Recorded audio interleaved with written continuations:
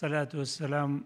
Assalamu alaikum wa rahmatullahi wa barakatuh. His Excellencies, my dear brothers and sisters, I would like to thank for giving me this chance, but I am afraid for first speaker there was more than 10 minutes. For us it is less than 5 minutes. There are some unequal situation, so and injustice. We will talk about justice, ethics, how we will do that without, as you know, Bismillah, ya ayyuhalladhina amanu lima taquluna ma la taf'alun kabura maqtan indallahi an taqulu ma la taf'alun. This is very strange situation. So I didn't forget an advice of my teacher when I was during the years of 20s. He told me that for two classes of society, their exam in the day of the judgment will be very difficult. First one is the imams, the muftis, that they are in the position of as the followers of the Prophet in the mosques, or in their as you know, they are playing that role. And the second class is the professors at universities. I didn't forget this advice. It's long story, but I just would like to underline. When I finished my PhD in the Netherlands, in Utrecht University, I started at Başkent University to teach. I was teaching principle of economics, history of economic thought, and economic history. Then in a day at the end of semester, I shared my views with my friend. We were doing PhD together in the Netherlands. I told him that I need to teach some more. The curriculum, the content of my textbooks are not enough for, these students. And he asked me, what you want to teach? I told him, for history of economic thought, we start with Plato, Aristotle, and we are finishing with James Buchanan. There is no any Islamic thinker. And for economic history, I am following the book of Rondon Cameron, and there is no any part relating to Islamic economic history. And this was the year of 2000.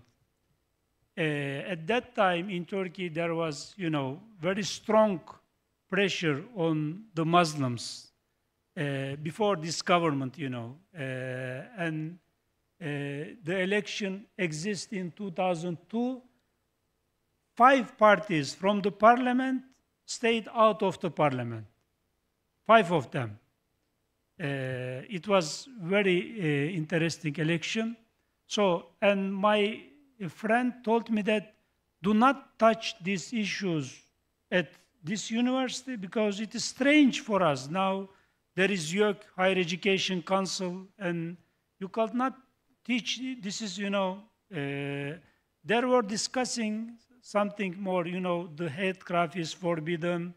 For Muslim intellectuals, academicians, there was some other pressures in Turkey. So more details. So just imagine that Necmettin Erbakan was, stepped down. And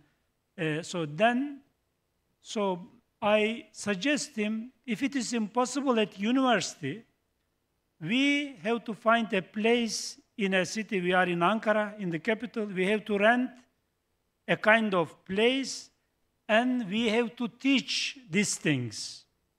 What you want to teach? As economist, I have to teach our heritage. Because I am thinking about Day of Judgment.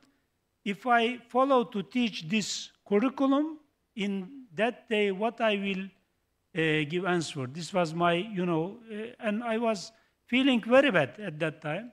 So then he said, yes, you can do that. And I rented a place and then organized a dinner. I invited 5 assistant professors at that time. Then one of them became the president for Central Bank of Turkey. The other became the president for Capital Market Board. Then the rectors. All these stands became something later on. But in that day, I explained them my feelings, and I told them one was from law school, the other from economics, the other from sociology. I request from them just 2 hours in a week, you will teach our heritage. And they asked me, anything more, any money? No. Just 2 hours as zakat of your ilm. And they accepted. Then we established Ankara Center for Thought and Research, Adam Vakf. It was a kind of then an institution that we are giving seminars on Islamic civilization, economics, sociology, psychology, political science, international relations. And then I find a chance to go to Harvard, Cambridge, and Princeton, then come back, then appointed as vice president to Yıldırım Beyazıt University, then the dean, and then became the president at Zaim University.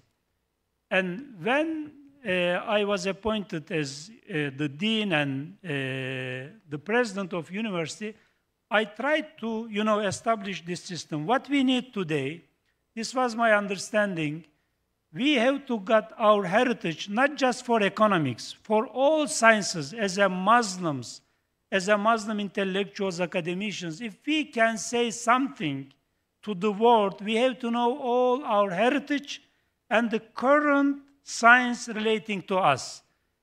Because if we are following the Western tradition, they know everything better than us.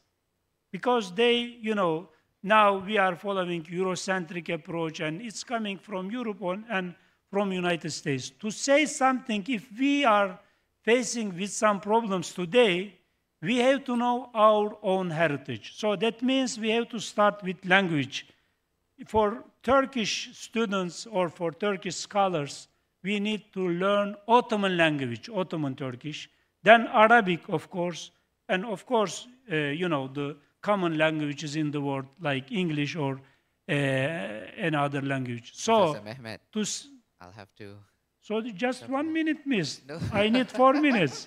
So I have to use 10 minutes. So I have to say this to all this audience. I could not find them later on, This is my... I am also representing now our president of Turkish Higher Education Council. He was here. He would be here, Please. So the issue is very important, brothers and sisters. What is it?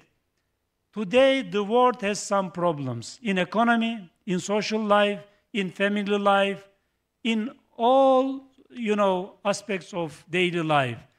And something we have to suggest. You have to have a theory.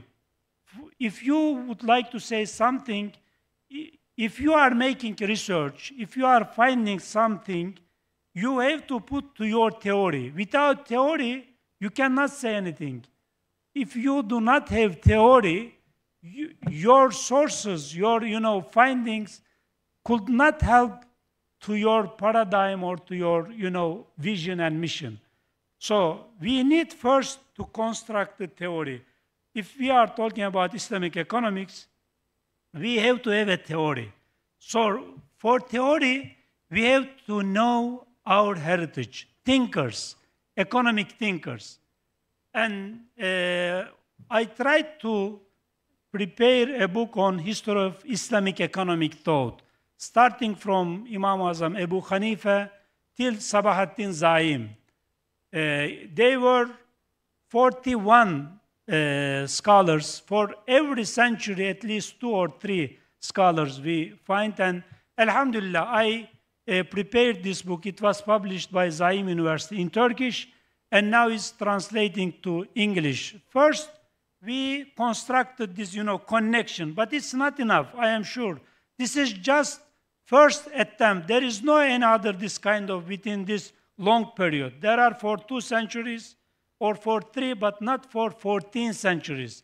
Alhamdulillah, I succeed. Then, after your theory and thinkers, you need to know your institutions, heritage institutions. So I work on Ottoman tradition, and I try to understand the Ottoman economic and financial system. And I prepared 14 volumes Ottoman free financial institutions cash works, on cash works. And in the morning there was a discussion. The modern Turkish Vakıf Bank was established based on Ottoman cash work, by the way. And these institutions, and then, of course, you need to have your ethics of economics. So now I am trying to prepare a book on ethics of economics. So what we need, of course, this is, we as Turks, as the scholars from Turkey, came so late. Alhamdulillah, here in International University of Islam, Malezia, and in Pakistan, they start earlier. But in Turkey, we came so late for this issue. But we know Ottomans have huge tradition, and in modern times, the Ottoman heritage is very critical for our future of Islamic economics and finance, because the establishment of modern capitalism was established during the 16th and 17th centuries. And later on, we have to know, after Andalusia, what the Ottomans, how kind of reaction they gave, or what kind of way they were following in economy and finance. Their thinkers, their institutions, their, the daily practices from agriculture to industry, from finance to trade. It is very important. We are trying to, introduce this. But my last words for today is very good presentations from the morning we listened. But still, I have seen that our mindset and our hearts are still very in confusion. We have a thinker, İsmet Özel. He wrote a book in 1980s, and the title of his book is Three Important Issues. Civilization, the technology is imposing us a paradigm, Western civilization and economics. So we have to first clean our mindset, our hearts, based on our heritage, Sahih, Sırat-ül Müstakim, and of course to daily economics and financial system. Thank you very much for your understanding. Assalamu alaikum.